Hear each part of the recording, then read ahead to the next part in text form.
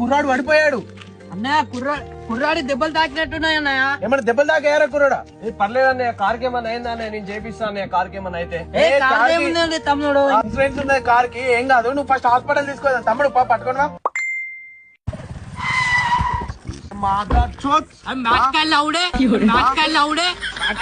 కొడుకులా కావచ్చుకున్నా అని వాళ్ళ దగ్గర ఆల్రెడీ బంపర్ వీకింది ఆల్రెడీ. ఈడ గుర్తు వెనక లైన్ వలిగినారా డైరెక్ట్, ఈడ గుర్తు వెనక లైన్ వలిగినారా డైరెక్ట్, ఇక్కడ వరకు గీత పడ్డది. వెనక లైట్ వలిగినాయా? మినిమం 2 లక్షలు అవుతాయి, మినిమం 2 లక్షలు అవుతాయి. బండితనం దగ్గర పెట్టుకో. తాకలు కూడా తాకలే అన్న కార్. అరే నువ్వు గిట్లా అంటావురా? ఒకసారి పట్టుకొని దాడానే పోయేస్తా. దాడా నేడున్నాయి అన్న. ఈడ పెద్ద యాక్సిడెంట్ అయితే అర్థమవుతుందా? మన కార్ ఆల్మోస్ట్ డ్యామేజ్ అయింది. ఇక ఏ స్క్రాప్ కూడా మనకి రాదు, ఇంజన్ కూడా పడ్డది ఆల్రెడీ. సో మన పైలు వాళ్ళన్న ఆల్రెడీ లొల్లి పెట్టుకుంటాడు, అన్నతో కూడా ఇంటలేడు. ఒకసారి గుద్దలైనా నేను గుద్దాంత వాళ్ళ కూడా అవుతుంది, గుద్దలైనా నేను గుద్దాంత వాళ్ళ